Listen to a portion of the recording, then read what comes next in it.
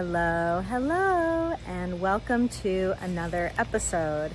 So, this week I have a very special treat for you that I think you're really going to love.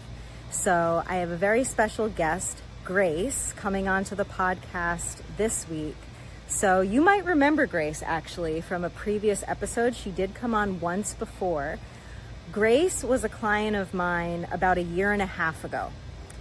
And she overcame 60 years of food struggle. That's 60 years. And now she's on the other side of that. And the amazing thing that happens when you're on the other side of that is not only do you have all of the insight and awareness from all of your time spent healing, but you also look back at your struggles in a different way too. And Grace so generously was willing to come onto the podcast and share her insights, what she learned from the 60 years of struggle and from her now year and a half of healing. And I'm so grateful that she was willing to share because she has gained so much wisdom in this time. It's like speaking with a different person.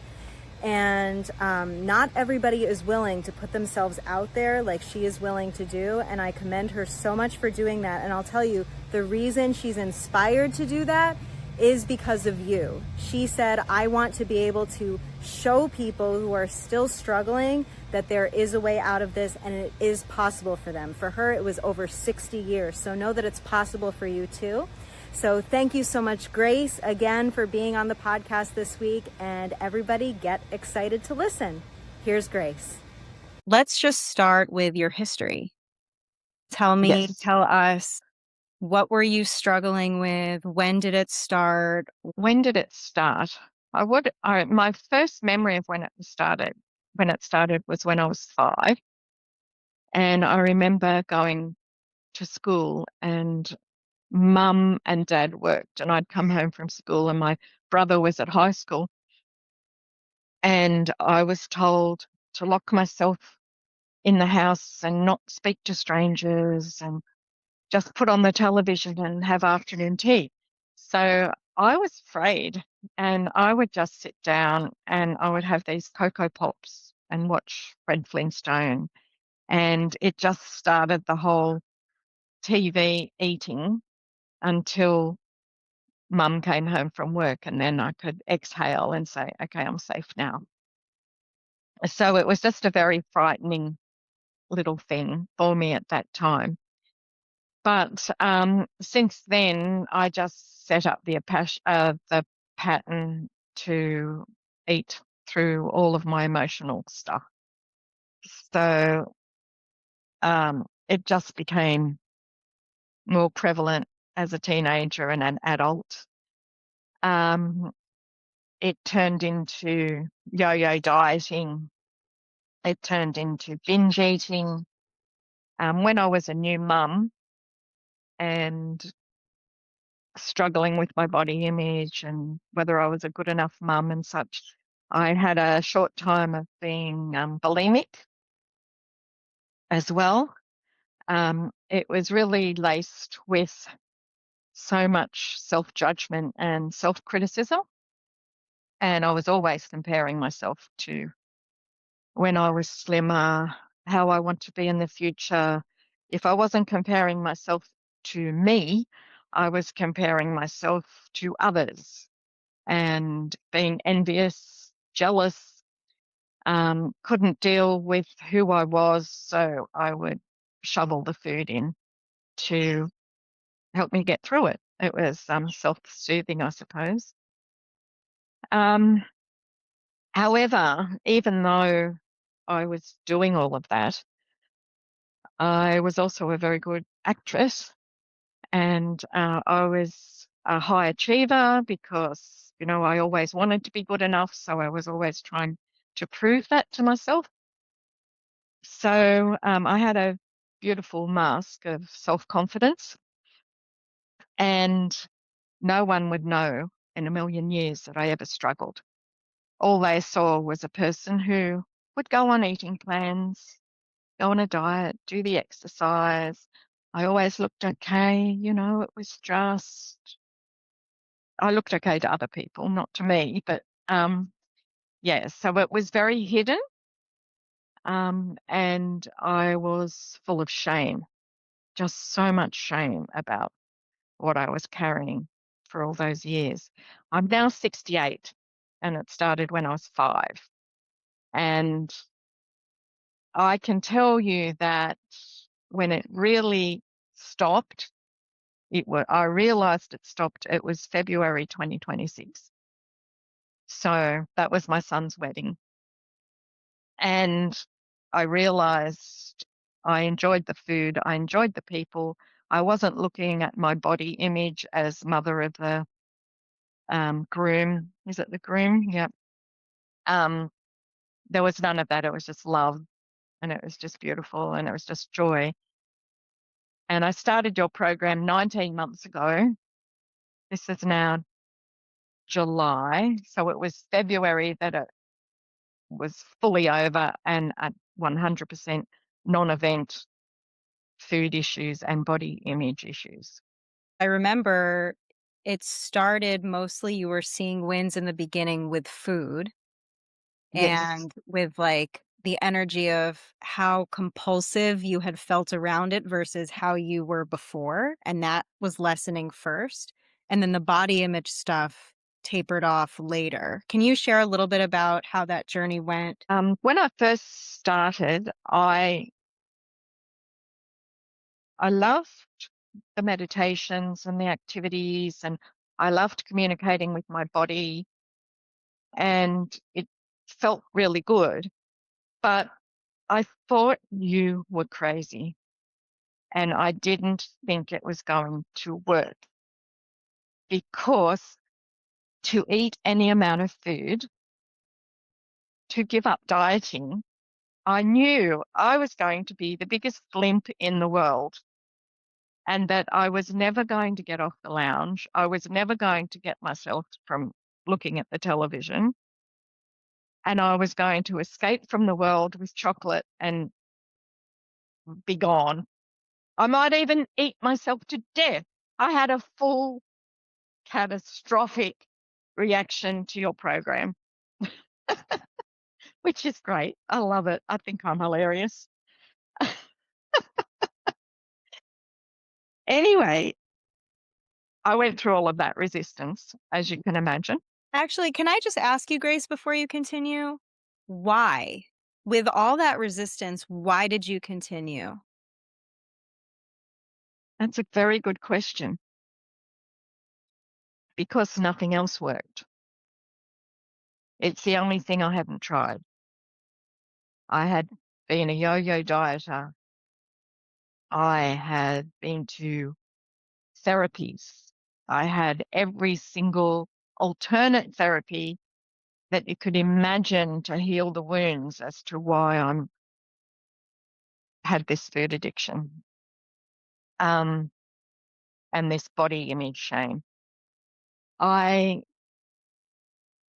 even went to Overeaters Anonymous, and the people sat there in their shame in their 80s. And I said, I can't be that person. I can't be afraid of a piece of chocolate or a piece of cake when I'm 95. So there was nothing else left for me to try. And I believed in you. I believed in your story. I believed in your podcast.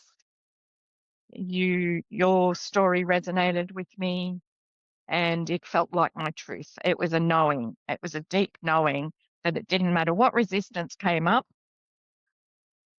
I had to go down this path. There was nothing left. And you were there. Yay. All the time I was in that space, no one could tell. I was still very, very together You were externally. extremely positive, extremely positive. And something I Mm, remember actually, you did focus. I mean, I believe you, especially as I'm hearing you now with how much resistance you had. But what you were actually vocalizing was all of your wins. Like every time you Oh, had something, like, do you remember any of your first wins that you had? I remember a couple, I think. I do remember because one of my patterns was I could not eat a piece of chocolate. I had to eat a family block chocolate. And I remember putting two pieces back in the fridge, two pieces of a family block chocolate. Well, that was fireworks for me. That was cause for celebration. How the hell could I put two pieces of chocolate back? You just eat the two pieces. You can't put two pieces back. And I know people who don't have these issues can't relate at all, but oh my God, it was magic for me. That was my first win. I feel that was my first win. And from then on, I remember walking through the supermarket, feeling hungry, and I looked at cakes and things, and I went and got nuts and an apple, and just because that's what I felt like. Yeah. Yeah, just things like that happened. It was very gradual, and I am not the perfect example of healthy eating now. I love my chocolate cake biscuits. I still do, but I have them in amounts that I enjoy. And it's a beautiful feeling to be able to do that instead of just going, oh no, now I'm having a carb. I may as well eat a loaf of bread. Oh, now I'm having a piece of chocolate. I may as well have a family block. I've opened a packet of biscuits. I have to eat the packet. I'd just like to say my husband said to thank you, Katie. He now does not live in fear of his chocolate and his biscuit being gone. And he goes to the fridge or the biscuit barrel and he no longer has to hide them. Oh my gosh, Dave, that is so funny. Oh, It is funny, but it's a real thing. I 30 get it. years. I so get it. I so get it. 30 years, he'd say, why don't you just buy your own? And I'd say, because I'll eat them. Yes, but you eat mine. Anyway, our marriage is better for I'm so glad. I'm so glad. it. Yes. And what was this question? What were we coming back to then? Well, we kind of I interrupted you. You were talking about the shift from first you were noticing that you were less out of control around food. Those were the earliest wins. Gradually, the body image stuff, which was something that had lingered for you, started to fall away. So that kind of transition. That was laced with a lot of criticism, a lot of self-criticism. It took a lot of um, self-talk and being kind. Um, I did put on some weight when we started, and I ended up being one size more than I was always striving for.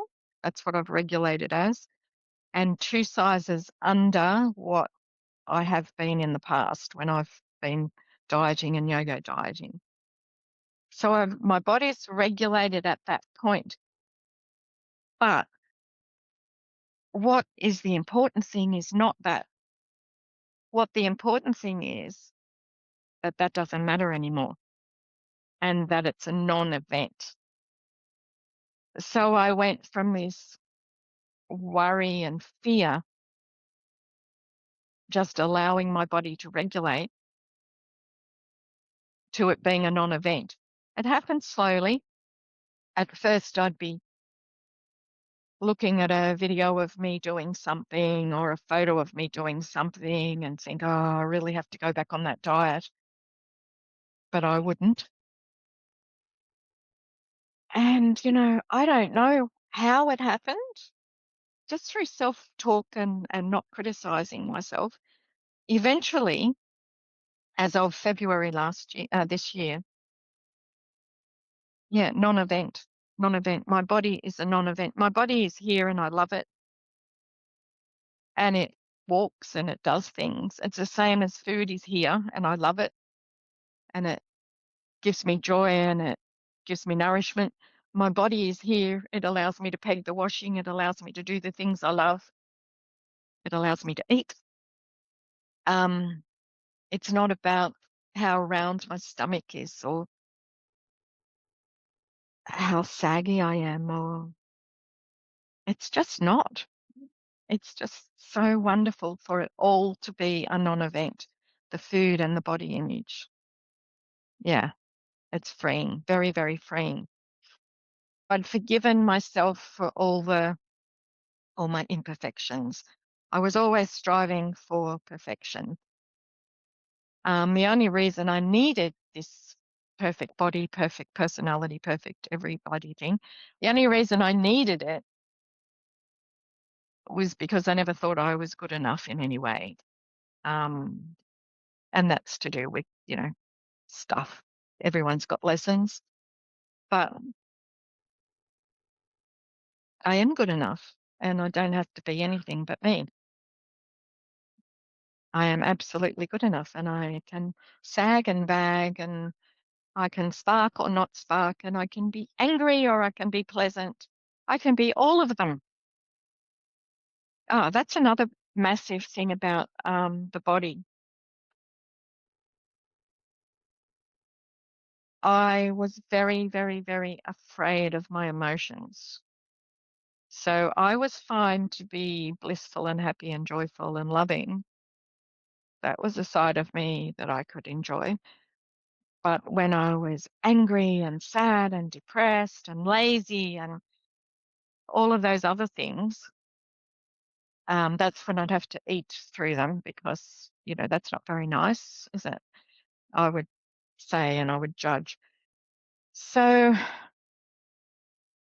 I just I allowed the emotions,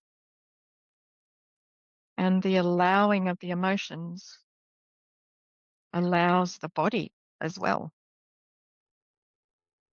So I don't know, it just doesn't matter anymore. So it's very freeing.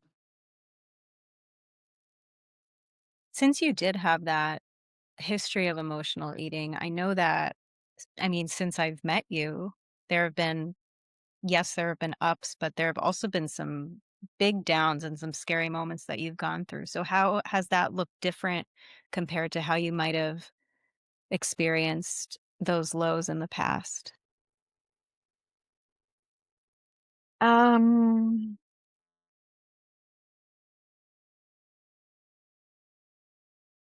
okay, so for example, my husband had cancer, and this was when I found you when he was starting the cancer, and I was trying to be good in inverted commas, and I was dieting and exercising, and then I couldn't cope because I was so emotional with what was going on, and I'd binge, and then the next day I'd start on it again. Well, since then and since the program, life still had its ups and downs, and he doesn't have cancer anymore, but he still has some issues, and other things happen in the world. But uh, if I'm struggling and I'm finding that I can't get to the healthy food that my body's craving or something, I'm not saying, oh, well, let's blow that. Let's have a packet of biscuits. I'm going and finding a frozen meal that is nutritious.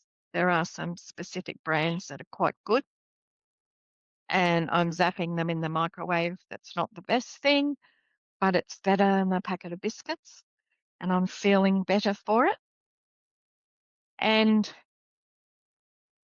if I'm really struggling and I can't get out of bed and go for that walk or do the yoga or the meditation because I'm just really emotional or I'm tired or I'm sick or something's happened, it's okay. So in the past, any event that was a challenge would bring me into all or nothing. I have to look after myself, and I don't care if I'm tired. Get out of bed and go walk your 3 kilometers now. And then do that yoga practice because you know that it's good for you. And then you sit down and cut that fruit. I would be so forceful with myself because I was trying to look after myself. But what I've learnt is that less is best and just go with the flow of how this is happening now. I can't do it all. How can I make my food easier but healthy? How can I make my exercise program fit how I am at the moment? How can I fit in with this thing that's happening with the family or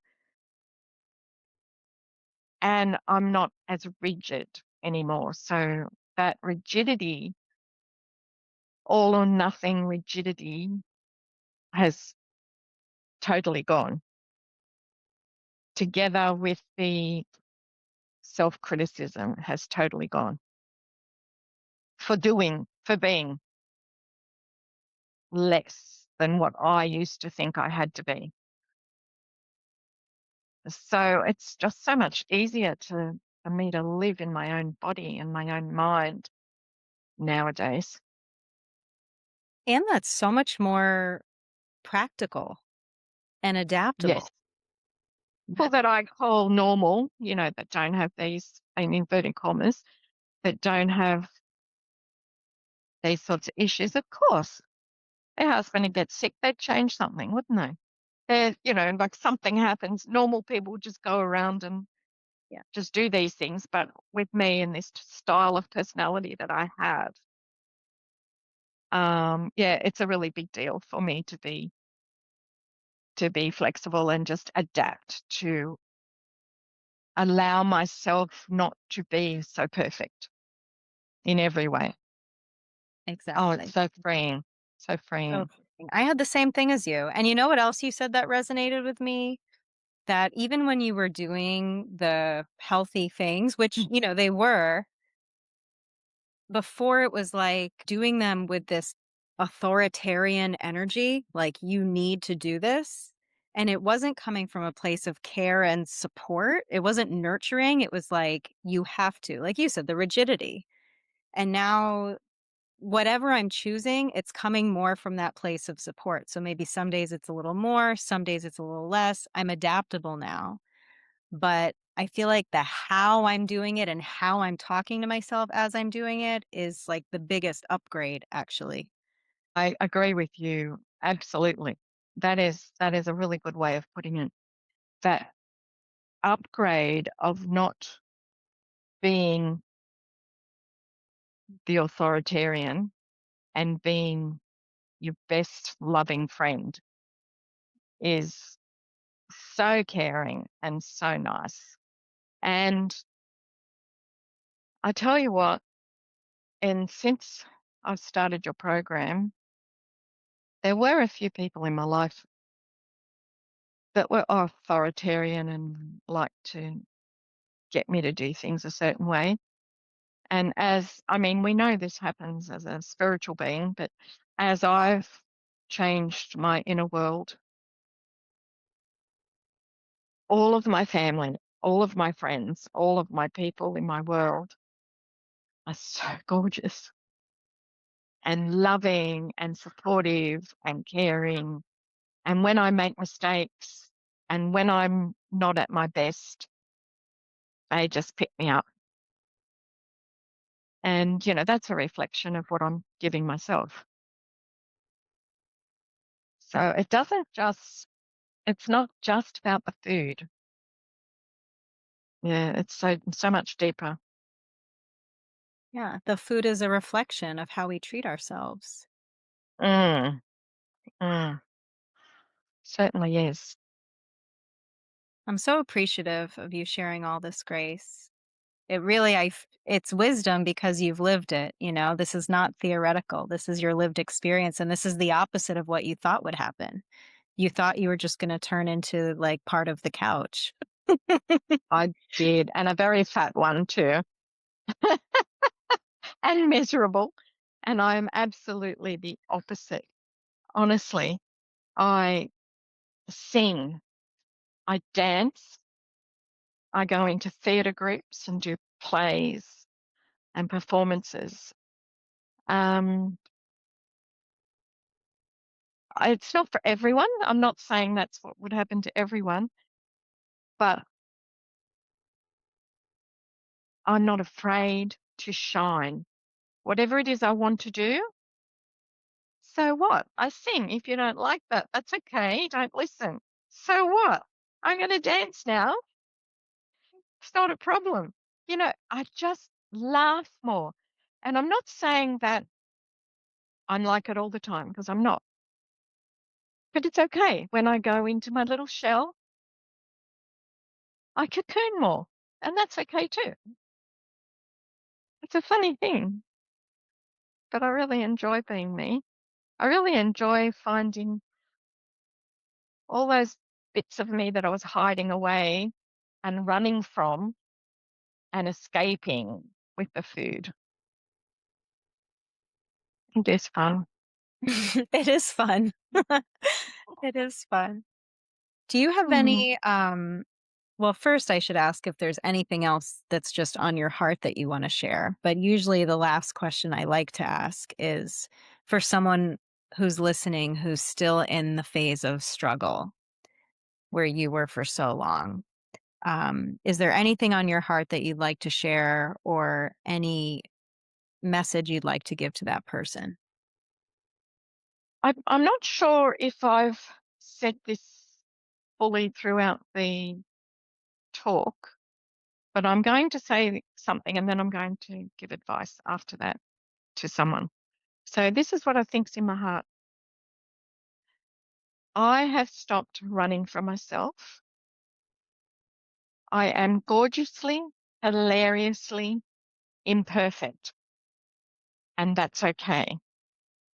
I do love the side of me that's joyful and blissful and loving and healthy and enjoying life, but I always loved that part of me. But now I love the angry, the lazy, the round, the sagging, the emotional, the full on, the intense, the complete me. I'm not afraid of myself. I'm not afraid of my emotions. I do not judge myself. I cannot judge myself anymore. I am just me and I ride my waves without the need to escape into my food addiction. And every single day, I'm more free.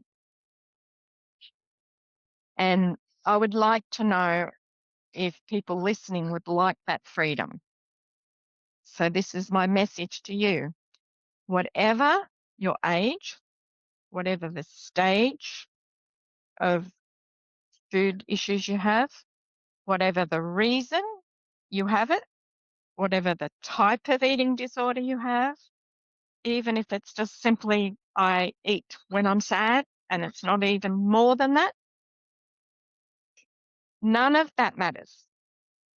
You can evolve from it. You can live a happier, healthier life.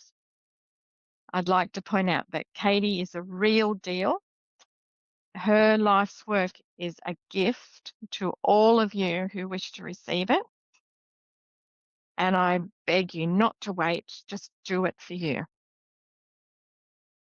That's beautiful, Grace. Thank you so much. Thank you so much. Welcome. Truly.